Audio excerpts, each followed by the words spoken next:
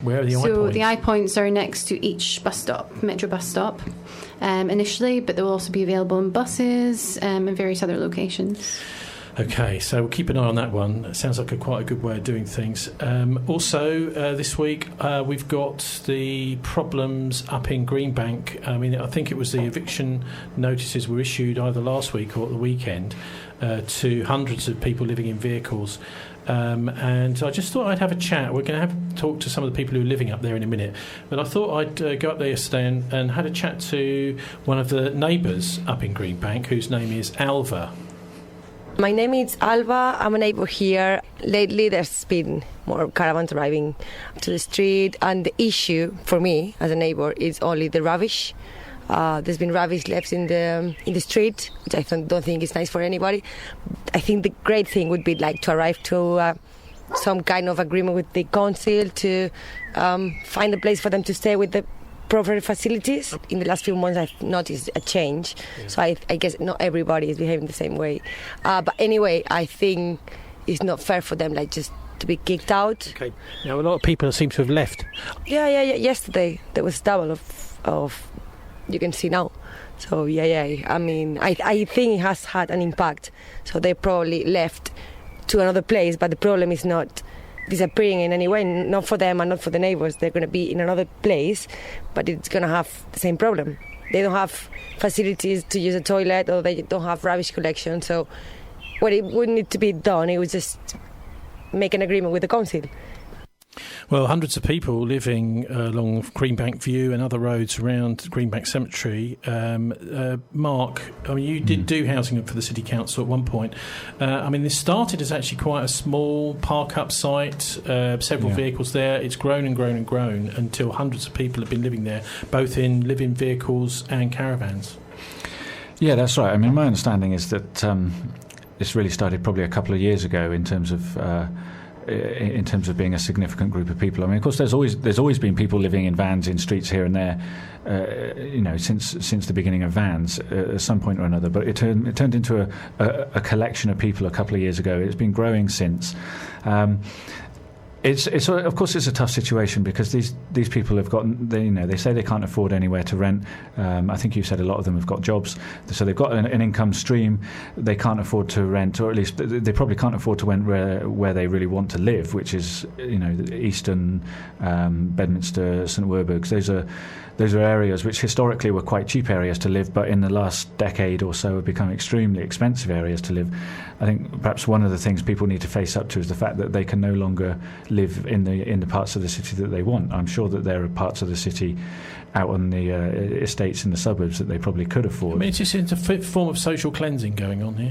Well, that's what happens when prices go up, unfortunately. I mean, to a certain extent, Bristol has been a victim of its own success. It's now a very trendy city. It's a popular city. It's in the media all the time, nationally, and even across Europe. And that when things are popular, their prices go up. That's. It's not just in Bristol. This is happening, is it? It's all over the south. No, but it's particularly astronomical. It's particularly prices. bad in Bristol. I think Bristol's house price rises and rent rises are higher than anywhere outside London, and apart from a couple of tiny little niche areas. Partly because unemployment is low here. And because it's a nice city to live, it's got friendly people. Obviously, we're the best people in the world. Well, blah, blah. An anonymous council spokesperson has cited in the Bristol Post a spike in complaints about loud music, drug use, public defecation and littering, saying over the last few weeks the encampment has increased to 50 vehicles parked around Greenbank Cemetery, plus a small number of tents pitched within the cemetery. We've seen a significant increase in antisocial behaviour and complaints being made to the police and the council from local residents and some of the vehicle dwellers themselves. Well, I mean, I would suggest put some bins there for them, maybe even some toilets. It was a similar sort of thing with people camping up by the M32. I mean, I put this to Helen Holland, let's have a portaloo or something. Rather than blame the people for needing somewhere to be, let's give them a few facilities. It's not that expensive. In fact, it's probably going to cost you 10-20 times more to take them to court than it would to provide a portaloo. Anyway, let's have a listen now to a couple of the Greenbank View dwellers, David and Sam, see what they've got to say about this whole situation, because I think probably half of the vehicles have now gone just because obviously they don't want to be forcibly evicted by bailiffs. I'm David. How I feel is, by the way we live, we save the council thousands, hundreds of thousands, if not millions of pounds, because just to house me in their system costs the government how much a week to put me in sheltered accommodation? £350 a week, I believe, or something like this, yeah? That's one person. Say you got 100 people living here, yeah? How much is that going to cost the council? What's 100 people times £350? It's like £50,000 a week, yeah? So we are all saving the council £50,000 a week by living like this, and yet they are having a go at us. Okay, a few things have happened, but that's none of our involvement. That's from outsiders and other people that have got hate crimes against us. And yet we haven't got any amenities. So it wouldn't cost much for the council. I've seen it on other sites where councils have put in skips, bins and toilets and haven't charged the people anything for it. I was in Lena Street by Chelsea where we had 2 red bins. Council provided them, took away all our waste and everything. And here I haven't seen any of that going on. The council haven't helped us at all. They made our lives a lot harder.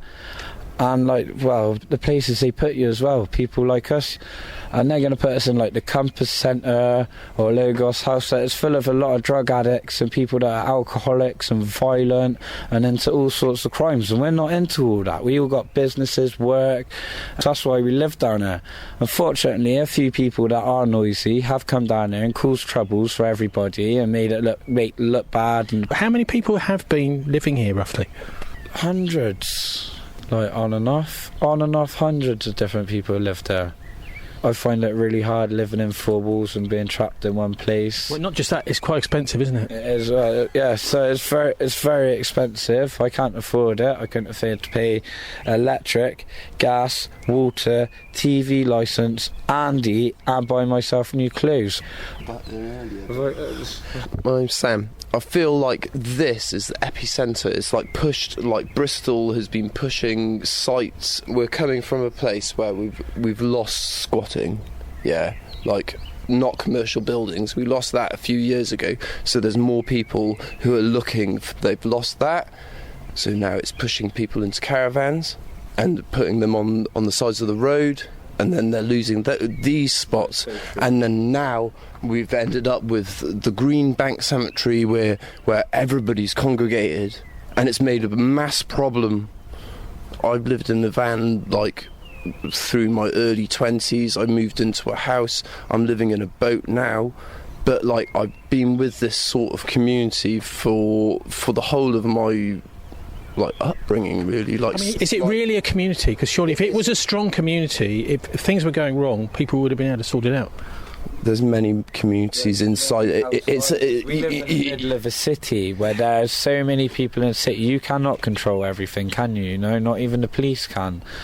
You know, and when there's that many people in the city, you know, how can we defend ourselves? Yeah, you get outsiders from nothing to do with us or anything we know causing trouble, So Greenbank, this spot here for travellers to park up, but not on the scale that they've been doing, is great.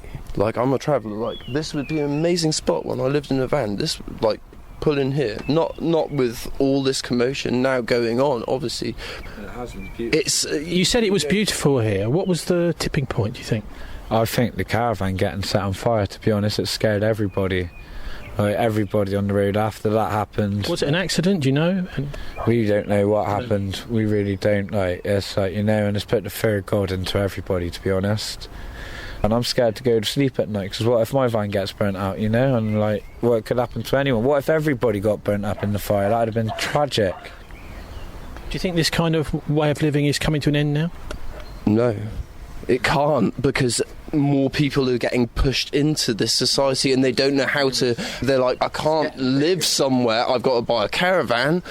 Is this coming to an end, this way of living? It's going to get worse, because more people are becoming homeless and not as many people can afford rent, and this is the cheapest way of living, so it's going to become a bigger and bigger thing, because they're pushing everyone into a corner and people can't afford to pay rents, and there aren't the jobs out there, and it's really hard for some people to get jobs, no matter how. I've tried my hardest in many walks of life, a good idea would be to have lots of small sites all around Bristol where you can have little communities, where you can have people growing vegetables, growing crops. You can have a few caravans at one place, a few caravans at other place. People with vans can go through the different sites and all that.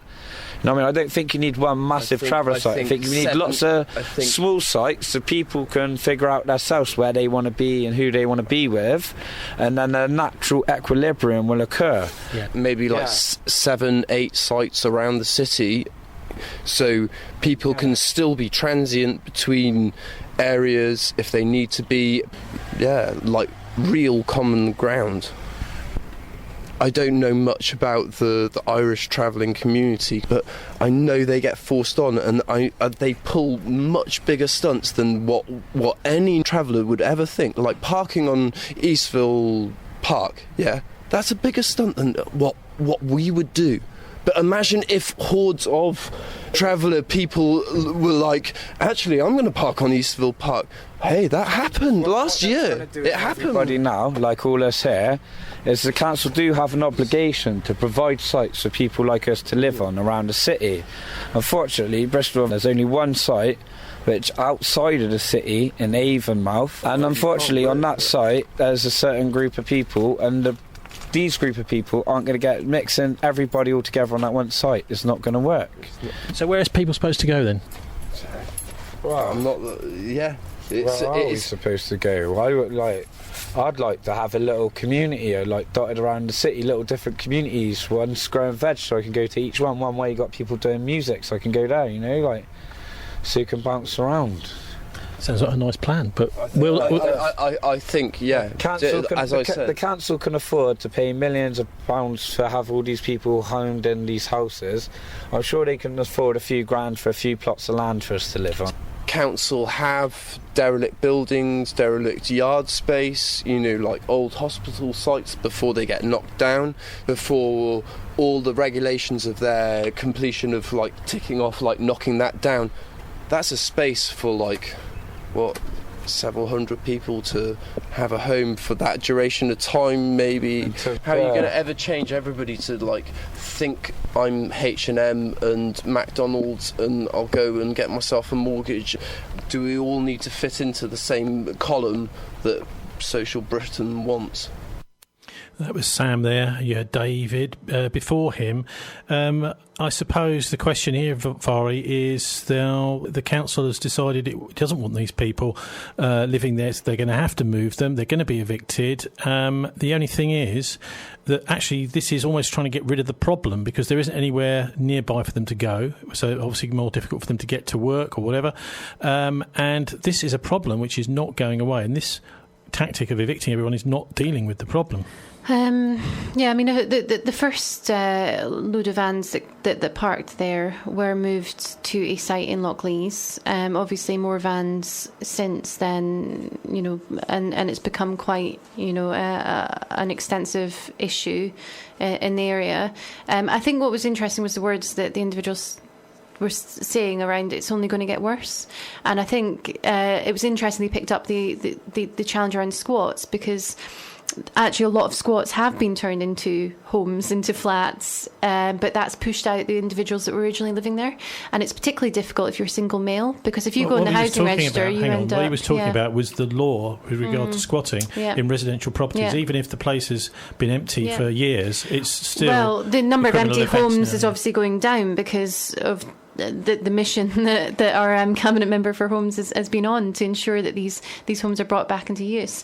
In terms of a site, I think this is where it's important that we do take a policy approach, that we do start thinking about how we accommodate van dwellers. There is a site obviously up at Avonmouth, which I would say is in the city. He says it is in the city, and you can commute to Euston in 20 minutes. So one of the things they're saying train. is that it's just a lot of the people who are living there are not compatible with the people who are at Avonmouth, so it's not going to make a community. Anyway, Mark, what do you make of this?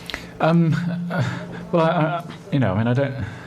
they're not compatible with the people living there. That's the reality that everybody faces when they have to move in somewhere. I mean, sometimes there are people in communities that you don't like. Yeah, I know, but when you're on site, you're absolutely reliant on the people around you much more than if you're in a house, for example. Yeah, that's true. I mean, and if there are AS antisocial behaviour issues there, then I would like to see the police and the council and the council's antisocial behaviour team getting involved to try and sort that out. Because if it's the case that there are some dodgy people up there who are making it miserable for everyone, then the council needs to sort that out, and that's a fair point. But we don't all get to live where we want, and we don't all get the neighbours we want. God knows we don't get the neighbours we want. Well, what about this point that he's making about how much money they're saving the council? Yeah, that's a reasonable point. That is a reasonable point, and we know I'm not that sure when if his people maths was 100%, but I mean it certainly is into the hundreds of thousands. Yeah, we know that they're saving. When people fall out of society and end up homeless or drug addict or in some other kind of trouble, they very quickly become really, really expensive to the council, and we know that it's better financially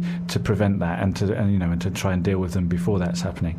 I mean, I think there has to be some compromise on both sides here. I think first of all the council does need to look at sites. It needs to sort out the Avonmouth situation, but also people need to understand that you can't nobody gets to live where they want unless you're a millionaire these days. The reality is, I think many of these people don't want to live in a caravan, don't want to live, and they're forced into that situation. Yeah, sure. No, I mean in terms of in terms of the area of the city that they're wanting to live in, I think it's it's reasonable. Sometimes you've got to compromise, and you've got to live somewhere at least for a few years that isn't ideal, but you hope to move somewhere better when you do a bit better. We're going to have a look at the I found fascinating point that David made about St Mungo's, and how for many people the council are offering them some form of accommodation which simply isn't suitable because there's too many drugs and too much drugs and alcohol flying around, and they just want to get away from that world. And on that subject, last week I went to the Universal Credit demo down near Temple Meads, organised by Unite the Union and PCS, the two trade unions, where I met this chap who he is anonymous, and he's a migrant from Afghanistan, and he is actually a St Mungo's resident who was finding it extremely difficult. Originally, I'm from Afghanistan. I came a long time ago as a refugee. The council just put me in a hostel. There's so much drugs and alcohol involved. The charity is run by St Mungo's. The hostel is in St George in Bristol. I always tried to get away from drugs and alcohol. They take anything, cracks, heroin.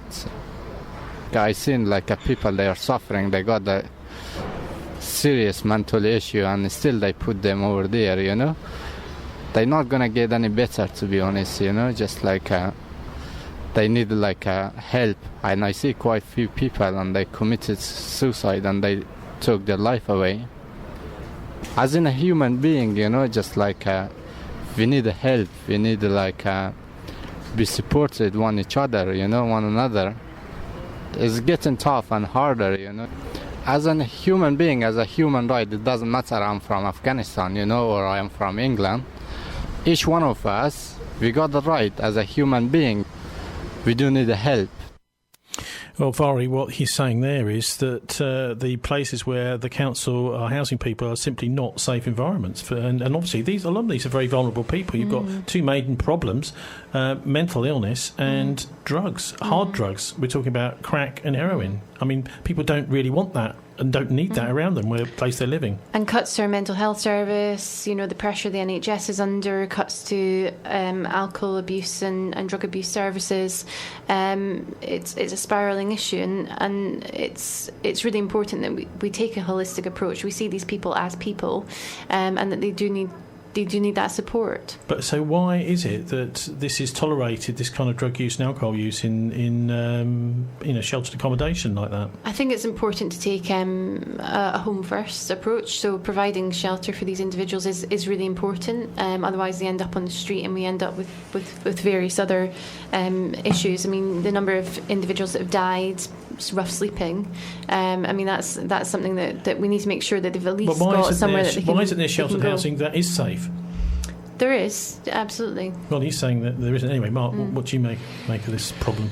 Yeah, I mean, it's a tragedy that's unfolding here. I mean, what he's talking about is the collision of two different types of destitute people. I mean, refugees arrive in this country destitute, and homeless people, and who have nearly always been through some kind of addiction, which is why they end up ultimately homeless, and they end up destitute.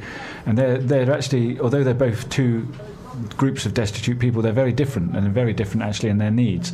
And refugees are obviously quite shocked to come face to face with the kind of homeless addiction problems that we've got in this country for British citizens. I mean, I don't, and I feel sorry for the poor guy. I mean, it's unfortunate that he's sort of still in that kind of situation after a number of years. But it's not getting better, it's getting worse, isn't it? With universal credit, people are afraid to take a job now because they know if they take a job and if they get sacked, that means that they're probably going to get evicted as well. Yeah, I mean, Vari's right to raise the point about the brutal cuts against local government services, drug addiction services and rehousing services. We're a long way out of the recession that we had nearly 8 years ago now.